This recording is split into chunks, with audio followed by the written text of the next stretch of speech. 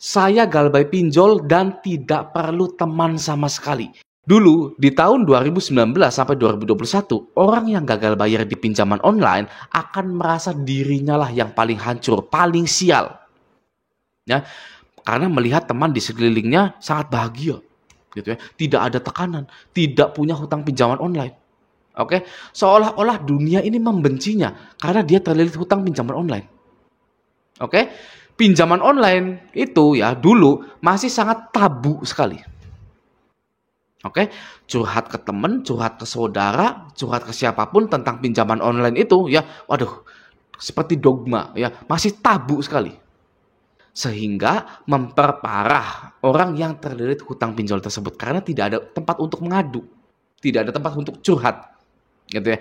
Ya ada memang yang curhat, yang mengadu gitu, tapi ujung-ujungnya mendapatkan nasihat ya, disuruh bayar.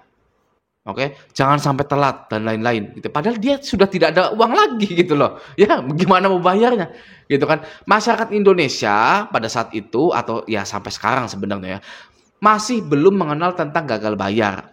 Ya, belum mengenal baik sebenarnya gitu ya. Bahkan ya gagal bayar di pinjol pun masih terasa asing sampai sekarang karena masih ada korban-korban dari pinjaman online tersebut. Yang terakhir itu ada korban yang mengakhiri hidupnya. Gitu ya. Nah, saya pribadi gagal bayar di pinjaman online sekitar tahun 2020 sampai 2021. Saya merasakan hal-hal yang sama. Ya, sama seperti Anda semua ini. Ketika saya baru galbay, ya, banyak sekali pertanyaan yang muncul di pikiran saya. Ya, apakah yang saya lakukan ini benar, ya galbay itu? Apakah karyawan pinjol tahu lokasi saya? Gitu kan ya. Apakah nanti akan didatangi oleh orang dari pinjol? Apakah saya bermasalah dengan hukum karena nggak bisa bayar pinjaman online? Apakah pemerintah akan membela saya? Ya, apa konsekuensi ke depannya jika saya galbay 30 aplikasi?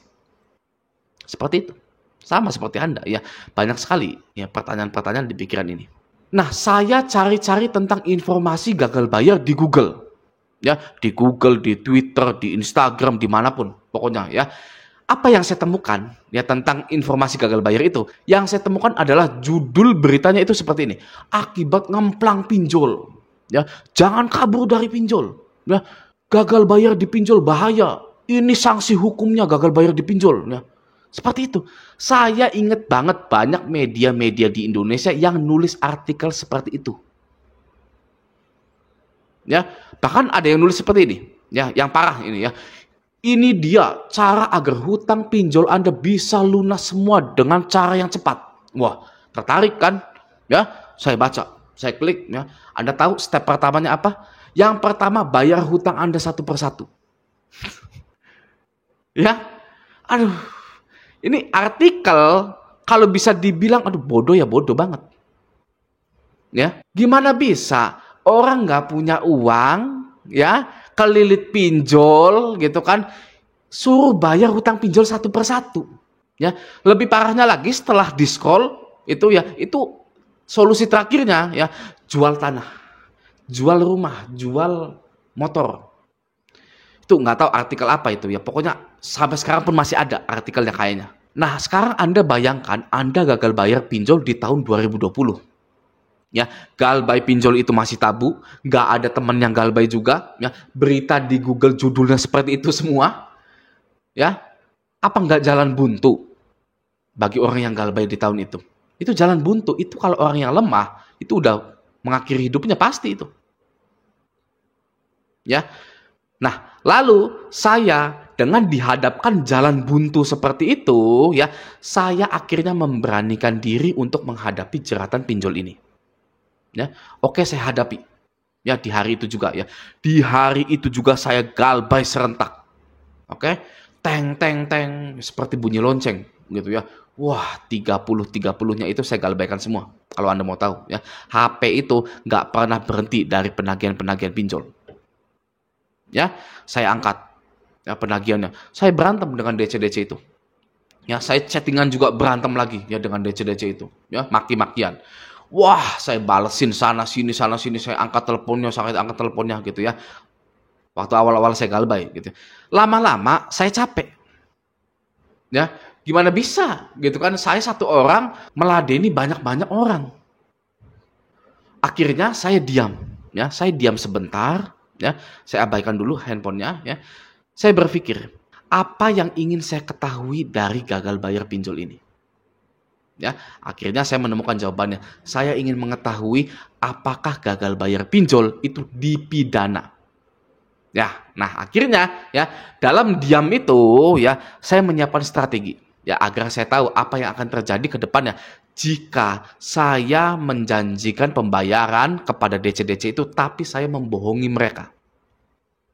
Seperti itu. Ya, akhirnya saya coba dari jam 11 siang kalau nggak salah ya. Telepon pertama saya angkat dari isi cash. Saya masih ingat betul ya. Oke Mas, jam 1 akan saya bayar. Tenang saja. Ya, telepon kedua dari Kredinesia. Oke Mbak, akan saya bayar jam 1. Tenang aja. Oke ya. Seterusnya seperti itu. Ya, telepon ketiga aku laku Kredivo, ya rupiah cepat ini dan itu ya. Saya janjikan semua di jam 1. Ya, lalu penagihan mereda karena saya menjanjikan pembayaran. Gitu ya. Nah, dari jam 11 ke jam 1 saya ngopi, main game ya. Scroll Instagram, makan dan lain-lain gitu ya. Karena pada saat itu saya sedang WFH ya, work from home gitu ya, kerja di rumah gitu. Nah, tibalah jam 1, teng ya. Isi cash, Kredinesia, Rucep, uang mi, aku laku dan lain-lain, mulai telepon lagi. Ya. Kata mereka, "Segera dibayarkan, Pak. Ya ini sudah jam 1, Bapak sudah janji." Gitu ya. Saya balas lagi ke mereka, ya. "Oh iya, Mas, bisa nggak jam 2?" Ya, soalnya saya masih di kantor, gitu ya. Saya nggak bisa ke bank, gitu ya. Kata pinjolnya, "Wah, nggak bisa Pak. Ya, kurang ajar. Ya, wah, keluar semua itu. Ya, kebun binatangnya. Anjing, ini itu. Bapak udah janji jam 1. Ya, Bapak bohong ini." Lalu dengan santainya saya bilang, "Iya Pak, jam 2 saya bayar, tenang aja." Gitu ya. Nah, kata pinjol-pinjolnya, "Ya sudah oke. Ya, saya tunggu jam 2." Gitu ya. Jam 2 tiba. Teng lagi ya. Saya minta pembayaran di jam 3. Ya. Terus saya ulur ya jam 3 teng lagi ya. Saya minta pembayaran di jam 4, di jam 5. Nah, lalu akhir dari ketakutan saya dalam gagal bayar di pinjol itu adalah ketika saya mengulur waktu dan mereka setuju. Ya, itulah akhir dari ketakutan saya dalam gagal bayar di pinjol itu. Ya, ketika saya mengulur waktu ya dan mereka setuju untuk menunggu saya. Itulah akhirnya. Ya. Saya menganggap bahwa tidak ada konsekuensi hukum pidana kepada saya ketika saya itu mengulur-ngulur waktu pembayaran di pinjol. Oke? Ini sudah 5 kali saya ulur waktu namun tidak terjadi apa-apa pada saya. Ya. Saya janjikan jam 1, jam 2, jam 3, jam 4, jam 5 saya ulur terus ya, tidak terjadi apa-apa. Ya sudah, berarti saya bisa mengulur waktu pembayaran di pinjol sampai kapanpun tanpa harus kena pidana. Ya, saya juga menyadari bahwa pinjol ini lemah karena merekalah yang butuh pembayaran saya. Gitu ya. Kalau saya ke mereka, saya tidak butuh apa-apa. Ya, HP saya buang, mereka bisa apa? Ya, nomor saya hapus, mereka bisa apa? Ya, jadi merekalah yang butuh saya. Oke, bukan saya yang butuh mereka. Itulah akhir dari ketakutan saya di gagal bayar pinjol itu. Ya. Nah, setelah saya galbay 1 hari itu ya, berhadapan dengan DC pinjol, bertengkar dengan DC pinjol ya, mengulur waktu DC pinjol, membohongi DC pinjol gitu ya.